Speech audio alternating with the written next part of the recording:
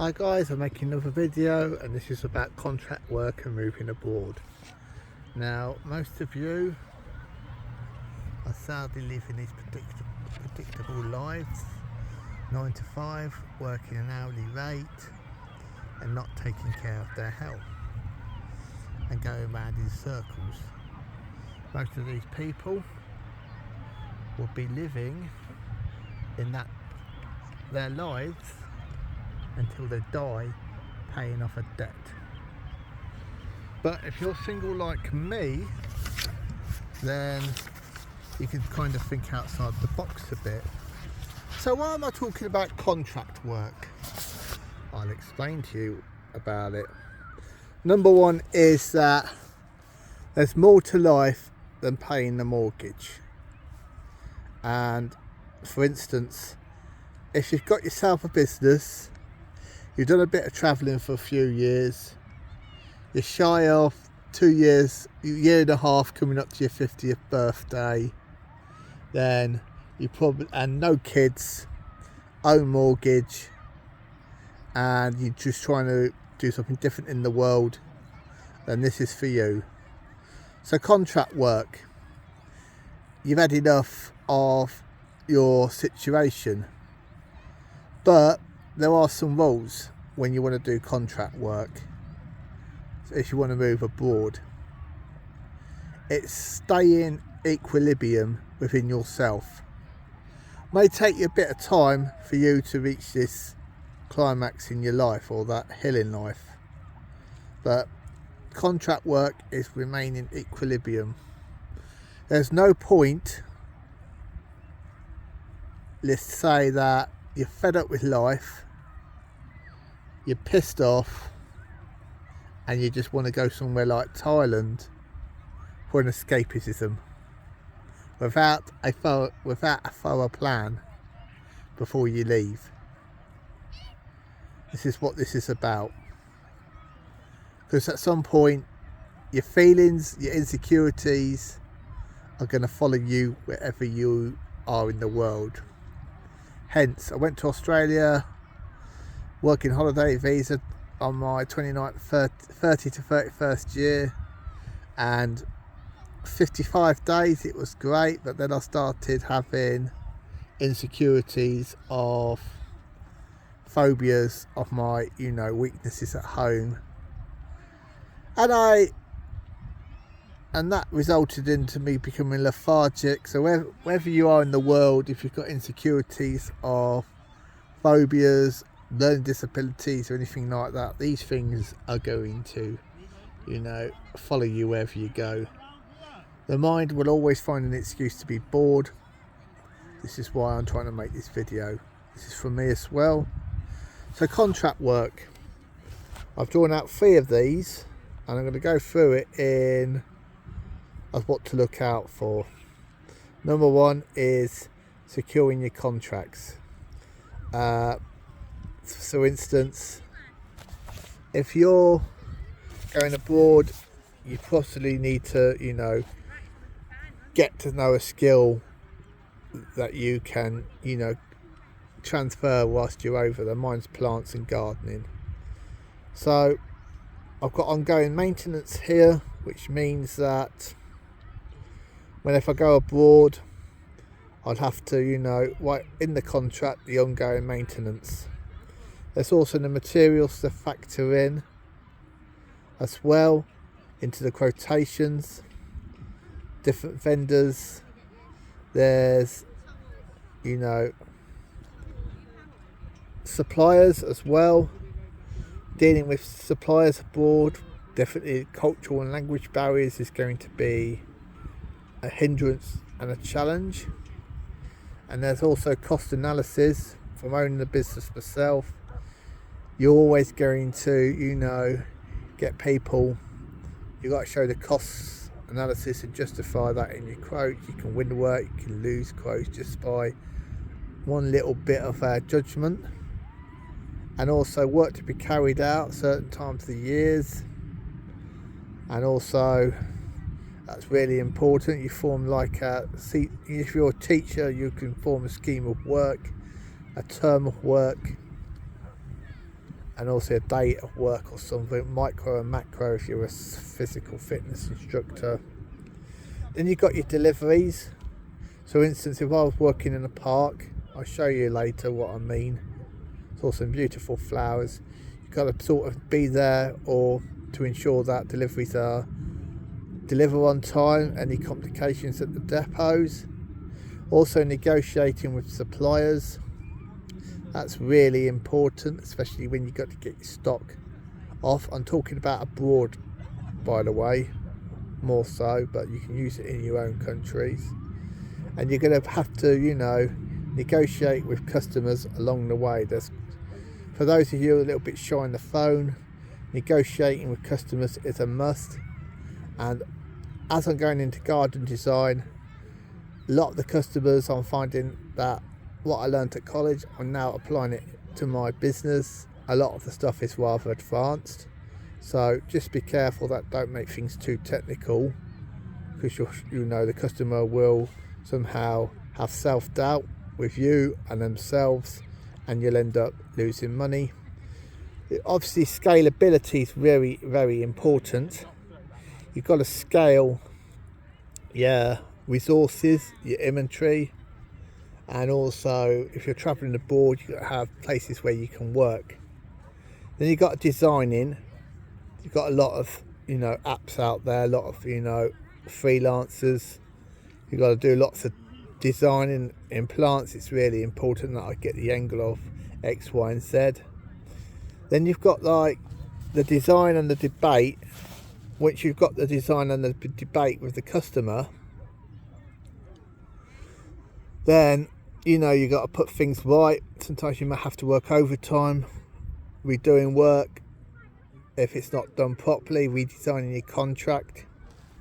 And also you've got to countermeasures like correcting mistakes.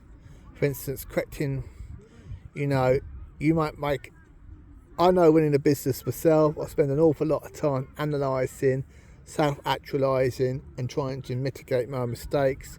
Sometimes I don't see them, but this is why I do lists. I'm quite thorough with what I try to do. And you've got also, what I've got going at the moment is, wherever you are in the world, clients who you're dealing with, contractors, are going to be working against you. I can give you an example of this. I was measuring some cherry laurels down for garden to plant up as an instant hedge. And the customer and I sort of, our communication, departed because there was a power struggle of him trying to, try to get the best deal on a financial side. But for me, I was doing it on the horticultural side, the best interest for the plant and the horticulture. So that is another thing you've got to watch out for when you're abroad. Also, payments as well. Also in different worlds there's different laws, different wordings. So payment might be, and you've also got disputes on the work. Some try it on, others don't. I often get this quite a bit. Lately I had a customer, I charged, my hourly rate in this garden was reduced from £35 an hour. He picked me up on it. He said that you were there for 6 hours, it's 32. I justified it, said no, my rates are not 32 an hour, but they are 35 an hour. Just giving you an example. Of course he paid because I justified it. But if I just said, is your rate's 32 an hour? He goes, yeah, that might have opened up a more, can of worms. So just be careful, always stick to your guns when you're negotiating with payment disputes. Software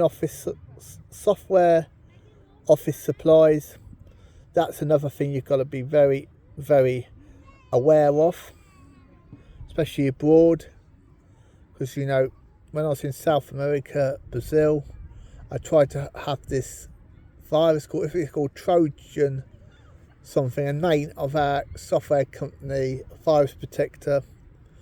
I thought I could get the US price because I was over there, but I had to pay the UK price, which was substantially higher. So it's just stuff that I've learned along the way. Also, try to use freelancers as possible. Check them out, see if they're sounding legit. Make sure they're registered with X, Y, and Z conduct authority. In the UK, it's financial conduct authority, but in some countries it's different or not at all, depending where you are. There's going to be lots of cultural differences as well. So be aware of cultural differences. Like, especially Thailand, the Thais don't like to lose face. Often they'll say yes, but instead of no. And also, if you're not 100% switched on with the languages and all of that, then you might have false hopes or something like that, and that could really mess you up. Just be wary of all that. Also, when you're doing quotations, I'll probably be doing lots and lots of quotations. My quotations are rather lengthy. I might have to start implementing a fee to do quotations if they're really, really detailed. And also, for instance, if I've got to identify existing flora in the garden, measuring out borders, measuring out shrubs, measuring out per task, per pruning, like plant per year, types of pruning that need to be done, and harvesting, deadheading, anything like that needs to be written in a quotation. You need to add that into the details of work. Yes, it's a pain in the arse, and yes, if you're a little bit lazy-minded, like some of these people that are walking on the beach here, then this will be hard for you. But if you're not, if you get used to the setbacks, having to work, for me, I've been to Ethiopia, for instance, and worked in third world and seen how businesses to a degree operate. I was very young at the time. I was about early 20s when I went out there, and I think I had a massive educational experience with dating an Ethiopian for a year and realising it was a scam. Very sophisticated. So just be careful when, on-site quotations. Don't get your hopes up too much. And obviously scalabilities as well. Make sure you keep scaling your stock. Moving on to the next one here, I've got product identity. There's, like, for instance, plants, for instance, like let's say about rhododendron, there might be 15 different species, and juniper, which is a conifer, there might be 75 different species of plant. That is very important if I'm going to do garden design abroad, that I've got to get the right species, the right plant. Some would be small, some would be, too big to plant. Getting the right one is extremely important. Again, negotiate with suppliers. And also there's going to be borrowing money as well. There may be times when you do work and you don't get paid quickly, so you may have to borrow money. But I'm sure you can borrow money against debt. That's something I need to investigate. I'm still learning here, but that's just life. Life is an ongoing learning curve. Then you've got like terms and conditions, which you need to use solicitors. I used one years ago when I was about to start a fitness business. I did get a fitness contract written up, and I did that. Watertight. Then there's health and safety, different policies throughout the world. Then there's passport and immigration. I suppose you guys know that if you've been watching lots of Thai videos, people going to Thailand and getting scanned. That will cover that subject better than what I can. Keep your passports on you all the time and your identity cards, and you might need to use it if you're hiring out equipment or something like that. I had to when I'm hiring out a moped in Thailand, etc. I had to give my passport in as collateral. Then you've got telecommunication systems, which is your internet, your mobile phone and wireless. your speed, etc. Then you've got your weather and environments. Lots of global warming down here, so it might end up being very hot where you are, cold, storms, rainy season, mosquitoes. Then you've got living quarters. A lot of people miss that out. That's very important, because you need to have some place where you can work in a nice laid back way. Obviously, if you're roughing it, that's fine. You might want to, link up with other travellers abroad. Then you've got budgets and cash flows. At some point, you're going to be short of money living abroad. It always is the case. And if you've got nothing coming in at home, then that might be a problem. But also, if you've got, if you got rentals, then that's different. I haven't got anything. If I was to go abroad, I might have to rent my accommodation out. I spoke to a couple of guys that do it, and they'll ensure that they get the rents. So dealing with subcontractors, right, that's really important. Then you've got cultural exchanges, like if you become more friendly with someone, or if you're doing business abroad. I thought I've explained that. Then there's always a small print. In whatever language it is, you may need to hire out someone legal to read that and translate it, but it may not always be possible, because in their side, let's say Thai and English are completely different languages altogether. Then you've got your insurances you may have to pay. Then you've got the appropriate transports. Then you've got deliveries. Then you've got I don't know what that says, it might come down. You've got supervision. You might need to supervise your staff, your teams, or your workers, or your, if you're marrying a Thai or something, woman, and family comes first, you might need to supervise the people there. Then you've got the, but I think I've gone through all this, haven't I? Supervisions, and then you've got to take liabilities as well. And finally, to the end of this, right, we're not going on. Then you've got thefts or something like that. People may just steal your stuff, your deliveries, the suppliers, what they call it, inventory, whether they've ordered it. So you got to get your securities okay, your alarms, your passcodes on your computers, then loans. Then you've got to do reports on all these factors that go wrong, like thefts. You might have to do police reports or something like that. Then you might have to do data protection. Healthcare is very important when you're abroad, because your body is may not be suitable for that particular climate. It may not work too well. Exercise regular, don't work too hard.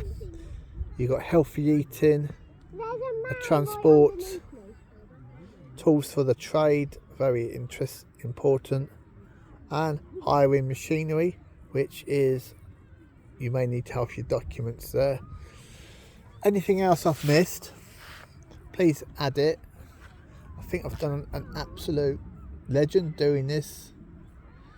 Things like that don't come to you overnight. You have to learn this over a time period. So on this note, I'll probably show you another bit of the video which I'm going to be making today.